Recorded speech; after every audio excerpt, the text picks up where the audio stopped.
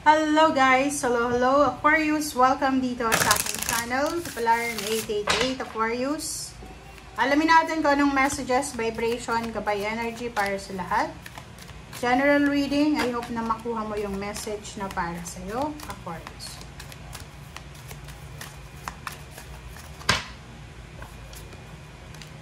Okay, one more. Okay, wow. Law, justice. Okay, sinasabi ng bara sa'yo dito, Aquarius, na possible na mayroon kang examination, maybe board exam, interview, company exam, or kung ano man tong test na gagawin mo.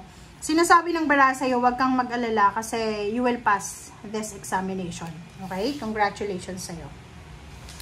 Next card natin, sinasabi ng barahan na may posibleng inheritance, lump sum of money from your ancestor, from your family, from your bloodlines, ang posibleng darating sa'yo. Kumbaga, like for example, mapapamanahan ka ng lolo-lola mo ng ganito, ng magulang mo, or kung sino man. So, there's an inheritance na possible na makuha mo. This is justice, this is law.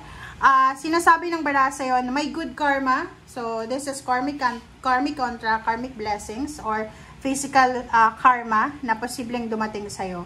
So, since nakikita mo dito na sinasabi, Aquarius, na makakapasa ka sa examination or test, sinasabi ng barahan na this karma is good. So, good karma siya. So, may good karma ka na posibleng matatanggap because good din yung sinend out mo na energy sa universe for the past few months or years. Okay, thank you. Thank you, Aquarius.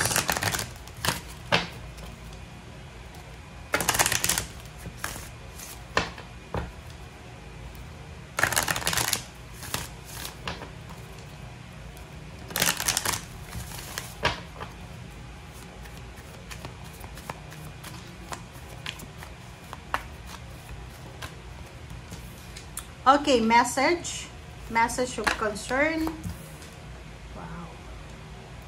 Okay, Aquarius. Ang nakikita ko sa iyo dito, may posible kang matatanggap ka na notice. Okay? So, possible na may matatanggap kang notice about sa job and about sa health. Sinasabi ng bara sa iyo dito na posibleng you will receive an email or chat or call about your job. Kasi ano to sobrang hirap ng trabahong to Or maybe,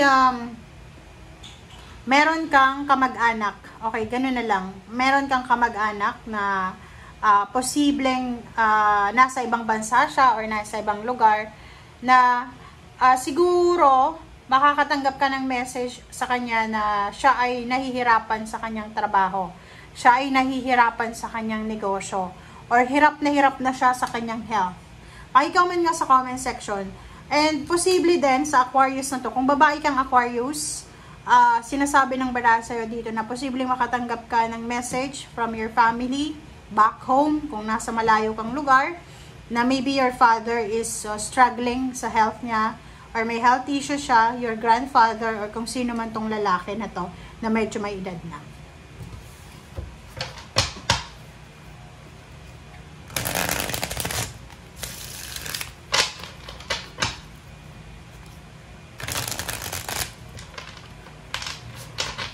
Parang ganon. So, like for example, nakatanggap ka ng message from your family na kailangan mong umuwi kasi your parents or someone na may sakit ay gusto kang makita.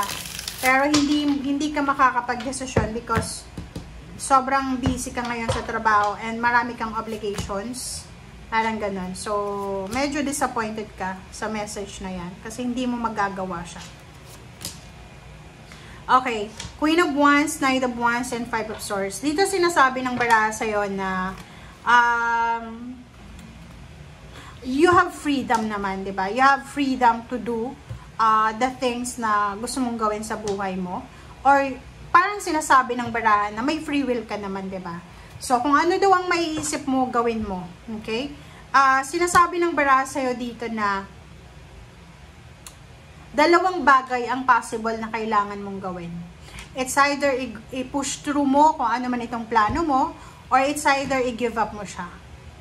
Ang nakikita ko sa'yo dito, isang Gemini na posibleng sobra-sobra siyang motivated na yumaman. Financially, ito talaga yung pinaka-purpose niya. Yung parang gusto kong umuwi ng probinsya na mayaman na ako.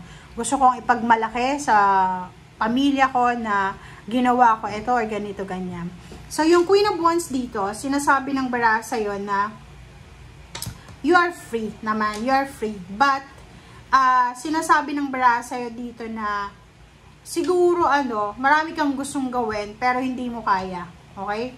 Kasi maybe may health problems ka or maybe not fit to work ka, parang ganon. Or siguro sobrang hirap ng buhay ngayon or ng trabaho mo. So, kailangan mong i-give up yung iba na pangarap mo just to be present sa ngayon. Kasi 'di ba parang halimbawa, ang dami nating pangarap tapos yung kasalukuyan nating sitwasyon ngayon ay sobrang sobrang hassle na sobrang hirap na ng buhay Ang hirap nga tapusin yung buwan at araw, 'di ba? So, kung isisingit mo pa yung pangarap mo, talagang may stress ka. So, dito sinasabi, you need to relax. Yung Queen of Wands dito, sinasabi na kailangan mong mag-relax kasi kung palagi kang excited or palagi kang parang tawag dito, yung driven ba, hindi lahat ng oras kailangan nating maging driven sa buhay.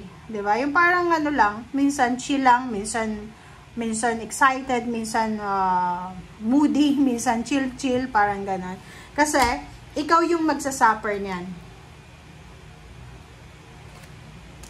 Okay. Dito sinasabi ng bara sa'yo na posibleng yun na nga. Kailangan mong mag-travel. It's because of commitment. So, posibleng yun nga, kinakailangan mong umuwi ng probinsya para sa iyong father or pwede sa iyong mother kung meron silang mga nararamdaman hindi maganda sa katawan. Or possible na kailangan mong umalis sa trabaho because sobrang pagod ka na, hirap ka na sa trabaho or kano pa man. Yan, may the tower talaga. So, sinasabi ng bara sa'yo dito na sa usaping pera, kahit halimbawa marami kang pinagdadaanan na problema sa pera, unahin mo yung health mo kasi napaka-importante dito yung health Kasi ang sinasabi ng baraha, maybe ikaw yan na medyo hirap na hirap ka sa buhay kasi sobra kang busy Yung parang halimbawa, kung may anak ka, napapabayaan mo ng anak mo dahil trabaho ka ng trabaho. Or babae ka, may asawa, pero hindi ka mabuntis-buntis because busy ka sa trabaho. Parang ganon. So, sinasabi ng bara sa'yo dito, importante yung pera. Importante yung pagiging mayaman, pagiging stable financial. But, ang pinaka-importante, yung bad health na to, na kailangan mong ma-resolve. Okay? Kailangan, hindi ka umabot sa bad health na yan. Hindi ka umabot sa ma-confine ka or kano pa man. Basta kailangan unahin mo, balance yung health mo, and tsaka mo na isunod yung financial and relationship. Thank you guys for watching. Bye!